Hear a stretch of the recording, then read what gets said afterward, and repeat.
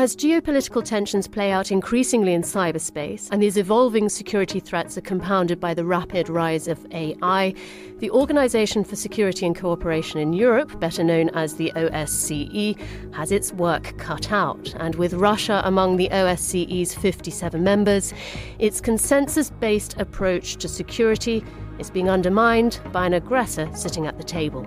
You're listening to the latest podcast from the German Institute for International and Security Affairs, or SWP for short, here in Berlin. In today's episode, we're asking how to keep the lights on in increasingly dark times as Russia continues its war in Ukraine and targets fellow OSCE states with cyber attacks, and as Five Eyes intelligence agencies warn that AI will render cyber defense capabilities outdated in months, not years. I'm your host, Esme Nicholson, and to discuss the state of cybersecurity in Europe and beyond, I'm joined today by SWP's Alexandra Paulus and Nadja Douglas. Alexandra Paulus heads up SWP's research cluster Cybersecurity and Digital Policy, and her work intersects technology, security and defence policy and examines the societal, political and military potential of critical technologies as well as the risks that they pose. Alexandra, welcome to the studio. Thanks for having me. Nadja Douglas leads the SWP OSCE project, working to define the OSCE's changing role in a new European security order. Nadja's research focuses on the political and defence aspects of European security, Eastern partnerships and the Republic of Moldova. Nadja, welcome to the studio. Thank you. Glad to be here. So we have a rather fraught cybersecurity situation within the OSCE's 57-nation membership, set against a challenging geopolitical situation and a rapidly changing technological landscape, not least because of AI. How resilient is the cyber defence sector and the OSCE? Alexandra, perhaps you could start by painting a picture of current challenges. Sure. So the cybersecurity situation has been worsening for years or decades even. To illustrate, only last year, 2025, cyber operations caused harms to the German economy to an equivalent of 4.5 of the German GDP. So that is a huge number. And also just to illustrate with one incident that can show us what harm such cyber operations can cause. At the end of last year as well, in December, Russian actors came very close to taking out parts of the Polish energy sector. So that would have caused a massive blackout at the end of December, when it was very cold, with creating huge harms for the civilian populations in a EU and NATO country. So the challenge of cybersecurity and cyber operations really affects all parts of society. It can affect individuals, but also, of course, critical infrastructures like the energy sector, militaries, and, of course, the economy. And cyber diplomacy is really the quest to have international dialogues and alleviate these threats to international security. And there you can sort of have four pillars. You can have the international law question that defines what states are legally not permitted to do to each other. You can have norms that are not legally but more politically binding, seen as sort of a softer instrument to also create these guardrails and rules for what states should and shouldn't do. Then you have confidence-building measures that are supposed to decrease the chance of inadvertent escalation of conflict. And then there's cyber capacity building that's meant to increase the capability levels of all players involved. So in all, we have seen some important successes in these fields, but overall they have remained rather limited, I'd say. Well, we'll come to some more detail on that later. But you mentioned cyber diplomacy. Nadja, what are the OSCE's main challenges right now? It places a lot of emphasis on consensus. What are the main challenges, though, right now? We all know the OSCE is all about peace, security, stability in Europe. I don't want to go into too much historical detail now, but confidence-building measures have always been at the core and heart of this organization.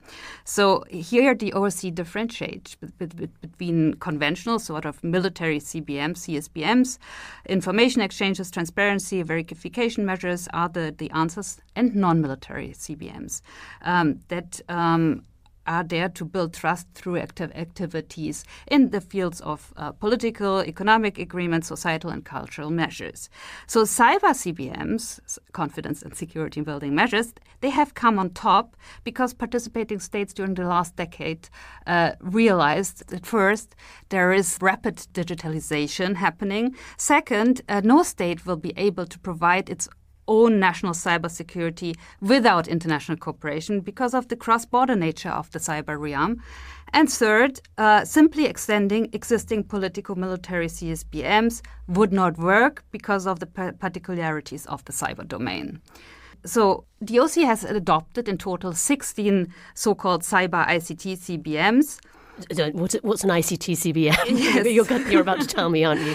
So there is no consensus within the organization whether to call it now cyber or information and communication technology. So that's why it's /cyber ICT. So on the basis of the decisions of the Permanent Council, which is the principal decision-making body. So the biggest challenge now is the loss of geopolitical trust since 2022.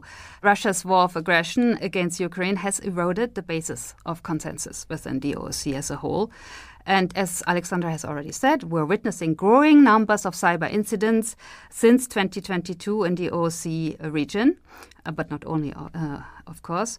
But the political will to further develop the CBMs, it's not there anymore because we're facing a low trust environment. What is remarkable, and I close with that, is that there is an informal working group on cyber ICT security within the OSCE, and it remains basically one of the last places within the organization, and I would even say anywhere, where Russia still participates in the discussion and exchange is possible. So CBMs continue to be implemented by the majority of the participating states, and that's quite stunning. And the organization could potentially or eventually build upon this. Just to get to what they could build upon, could you maybe give me an example of some of the CBMs that are being implemented, and then maybe assess whether these existing confidence-building measures are actually adequate? I would say there are two CBMs that kind of stand out because they're picking up what CSBMs, the confidence and security building measures, were initially meant to do. They reduce the risk of war escalation or escalation arising from miscalculation, misperceptions, or lack of communication. There's first CBM 8, the National Points of Contact Network. It facilitates direct communication. That's kind of a structural analog to the Cold War classical red telephone between the US and the Soviet Union. These direct communications links are essential today. Also, they're kind of analog to the military-to-military consultation mechanism built into the Vienna document, which is the principal confidence-building measure instrument of the political-military dimension of the OSCE. The second one is CBM 3 on voluntary consultations to reduce risk of misperception in the event of a cybersecurity incident. And this mirrors basically the clarification mechanisms in Chapter 3 of the Vienna document. What's the idea behind it? It's better to raise it directly and get clarification before drawing false conclusions or retaliating. And these all sound perfectly sensible. I guess my question is, considering the rapidly changing cybersecurity landscape, are these measures then adequate? Again, if I can just ask Nadja to respond, and then I'm going to come back to Alexandra. I guess the question is not really whether they are adequate or not. It's the only thing we have, or the participating states have. As you rightly mentioned, the OSCE is a consensus-based organization, and therefore, at the moment, there is no leeway, no room for maneuver to actually reach a consensus on something else. And it's good that they exist. Had they not been adopted previously, today it would be impossible. And Alexandra, what's your take? Does technology itself present additional hurdles or even complicate these confidence-building measures? So maybe let's focus on cyber operations here, and not rather than technologies in general, because I think that's maybe for another podcast episode. But so I think, as Nadja said, if the idea is that confidence-building measures are supposed to prevent unintended conflict escalation, the first question should be, well, do cyber operations tend to contribute to conflict escalation? And there it's actually quite interesting to look at some research that answers that question, that found that actually cyber operations often tend to be rather de-escalatory. So we have seen many cases in which cyber operations were, for example, conducted as an alternative to a kinetic airstrike, for example. So the most famous example is probably the joint US-Israeli Stuxnet malware, which was supposed to prevent Iran from gaining nuclear weapons. That was really used as an alternative to a kinetic strike on a nuclear enrichment facility in Iran. So that is not maybe seen as really an escalatory measure. But I'm sure that there can be some cases in which cyber operations can also contribute to escalation. But it's important, I think, to always have this in mind, because also, Nadja, you said that cyber is now seen, or the cyber domain is seen as a domain of war, and I think that is of course true. But it's of course also important to keep in mind the role that cyber operations have played in military conflicts so far, because this holds a lesson for us for the design of such confidence-building measures as well. And what we have seen is really that cyber operations are much more of a critical enabler that support other military functions and are much less used as a to conduct harm in itself. So, for example, cyber operations have been used a lot to gather intelligence, to prepare other operations. For example, to gather location data. We've seen this in the recent US and Israeli war in Iran. They have also been used to support traditional kinetic strikes. So, for example, to turn off air defenses and then make airstrikes easier. And then in much more select cases, they have been used to conduct sabotage. But I think it's important to keep this in mind. But if we, of course, consider the fact that, as Nadja well pointed out, information and communications technologies are inherently dual use, so they can be used for both civilian and military purposes. Still, the main threats are outside of armed conflict.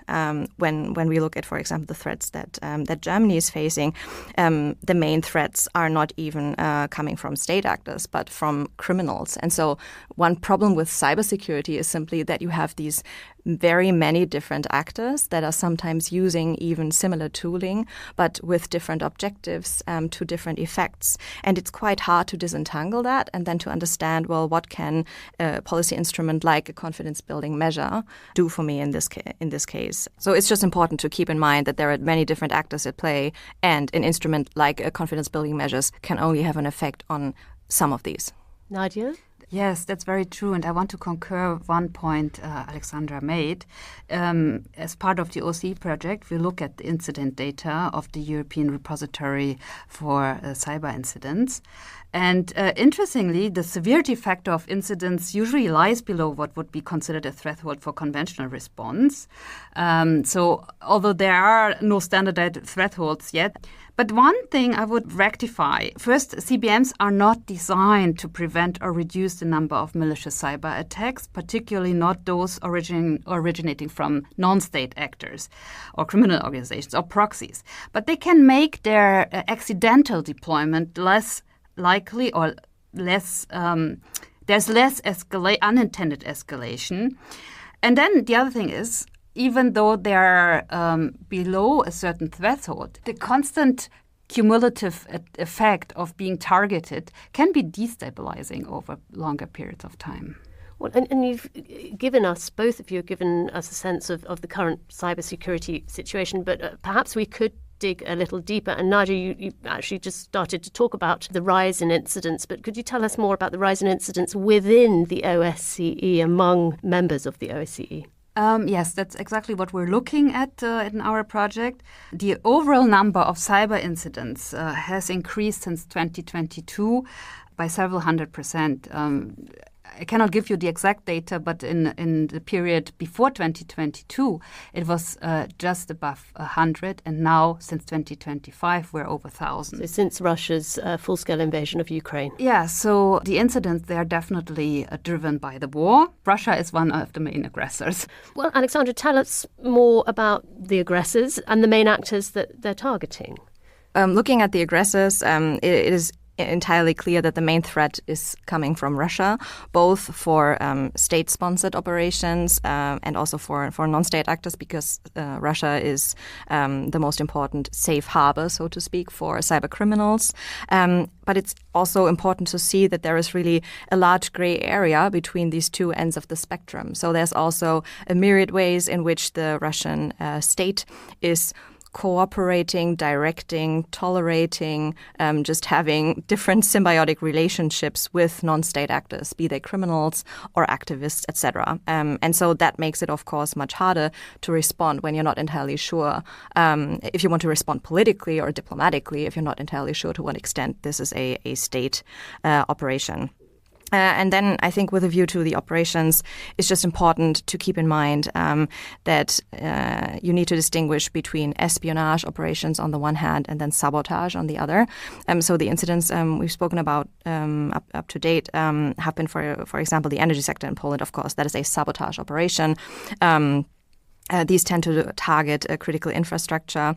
Another blatant example we saw also in 2025 and last year was one that targeted a hydropower dam in Norway, which was basically they opened the floodgates and left them open for hours, and it took hours until people noticed that something was off.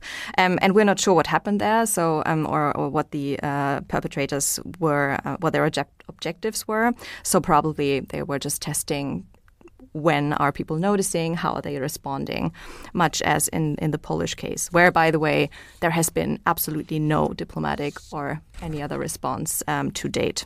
Testing the waters, so to speak. Exactly. And then the other factor is espionage, right? So the newspapers here in Germany have been full over the past months regarding Russian cyber espionage using the messaging app Signal. But again, it would work with any other messaging app because what they're targeting here or what they're abusing is people's trust in other people and in messages they receive from people they don't know.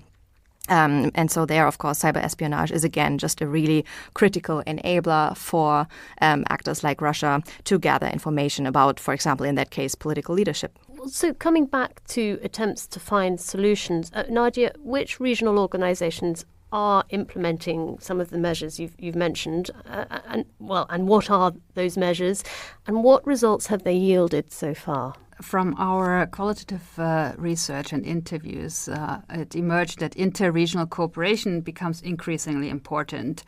And from looking at it from the global UN level, regional organizations, they are regarded as incubators and also supporters and facilitators of the global UN level CBMs. I would say even various regional organizations have specialized in different pillars of this UN framework. The OSCE, by the way, was the front runner and first organization to develop cyber confidence building measures. Other organizations have followed suit. I would mention here the Organization of American States, OAS. They address traditional confidence building measures since the 1990s, and they have now a list of so-called non-traditional, that's mainly, but not only, cyber confidence building measures. And then there are other organizations like ASEAN, which is the Association of Southeast Asian Nations. They engage in the context of preventive diplomacy and also in the context of the ASEAN Regional Forum with cyber security and confidence building measures. And finally, I want to mention also one African organization. This is ECOWAS, is the Economic Union of West African States. That's the first region in Africa that has successfully established a set of 3 CBMs for cybersecurity, and the OSCE served sort of as a role model here. And now at UN level, there's since last year a new UN Permanent Global Mechanism, and it's being discussed that these inter-regional exchanges between these various regional organizations, they could take place more frequently, for example, at the margins of plenary meetings, and it's even discussed if this could become institutionalized. Alexandra, the various measures that these organizations are implementing, to what extent or have they helped fend off cyber attacks? If so, which ones and how? Yeah, so I'm really a bit pessimistic when it comes to that, because there are, of course, important methodological challenges when we want to answer that question. So if CBMs are effective at what they do in the sense of preventing unintended conflict escalation, it is very likely that from the outside we won't know, because very likely military planners, etc., simply won't tell us what they would have done in the absence of a point of contact in country XYZ.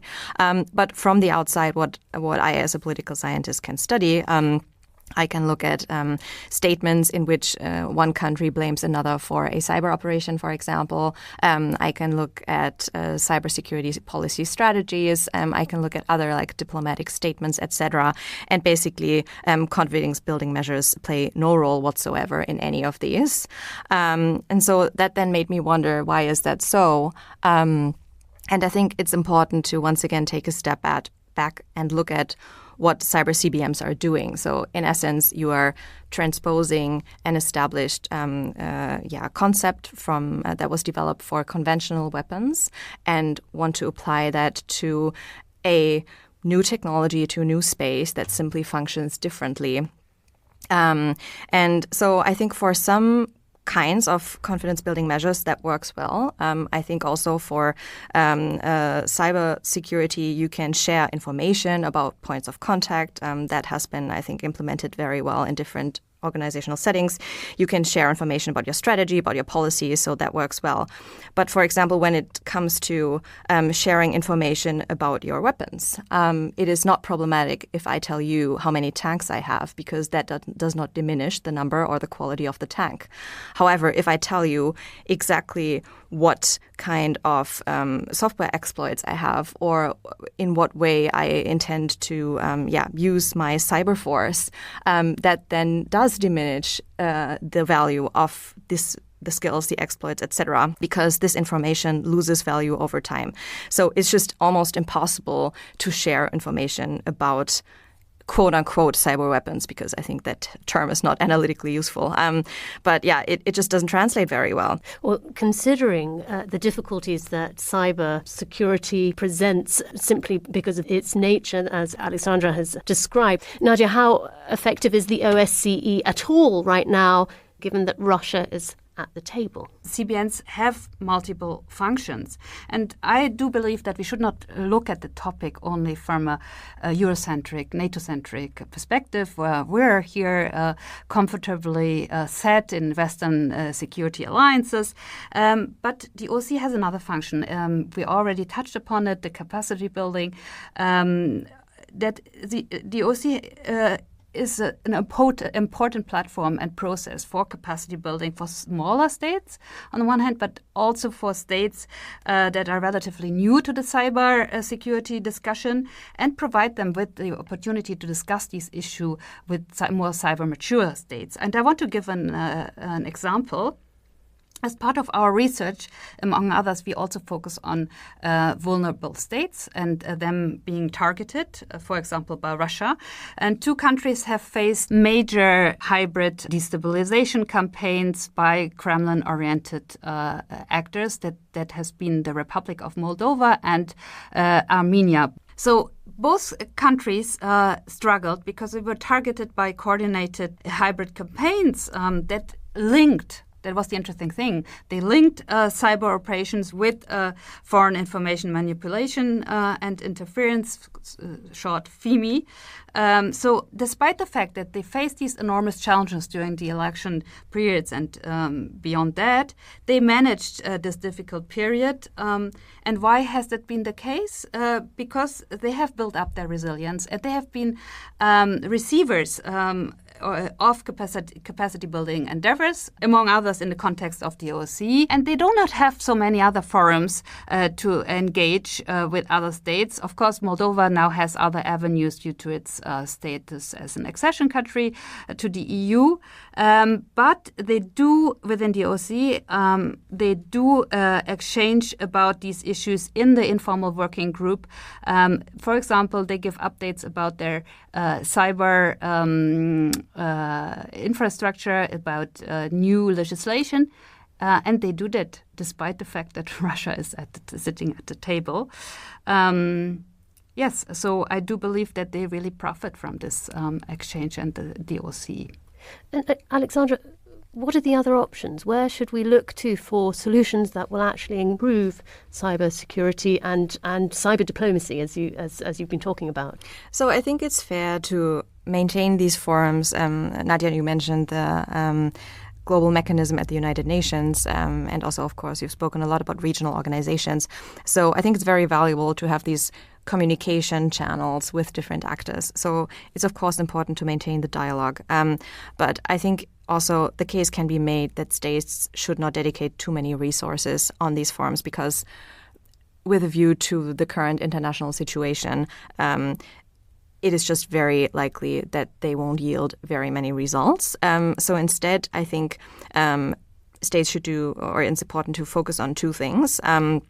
First, there can be smaller bilateral or even minilateral formats that can make progress on specific issues. One example is the counter-ransomware initiative, where I think now more than 60 countries have come together that want to fight ransomware because they've seen this as an important political problem, and they are just focusing on this one problem. It's a big problem, of course, but they are very focused in what they do, and I think that makes it more likely to have results there.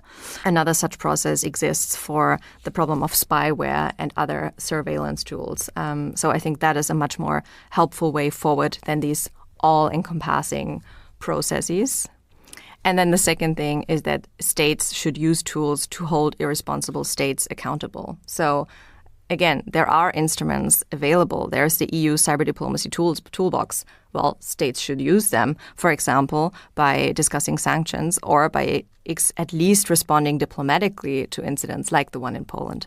Well, finally, it's policy recommendations time. If you'd continue, Alexandra, what are the next steps? In concrete terms, what should states and organizations be doing? So I think in addition to these points to really impose costs on aggressors, a very basic thing, but it can never hurt to say it again in cybersecurity circles, we just need to get better at protecting ourselves and at getting the basics right. When you look at cybersecurity incidents and why they were successful, it's always the same reasons. And it has been so for at least a decade, if not decades.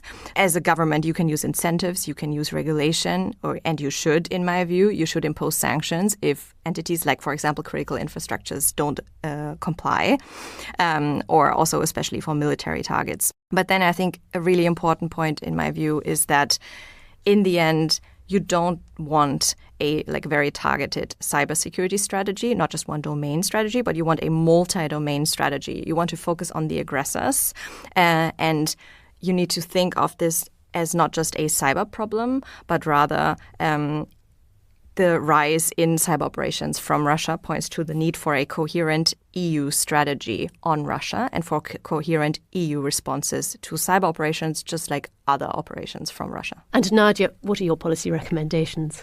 It's actually difficult to define concrete policy recommendations because it remains a balancing act between what is necessary and what is politically feasible. And as we already said, the situation within the OSCE is rather complicated because it's a consensus-based organization. And I already stated that the informal working group, where Russia is part of, is considered a technical body. That means political questions of attributions, they are kept outside. And this is what we should focus on. If relations on the diplomatic political level turn sour, it's more important to focus on the collaboration between at the technical level between CERTs and CSERTs. So keep talking in as far as it's possible. And keep the attribution question excluded, for example.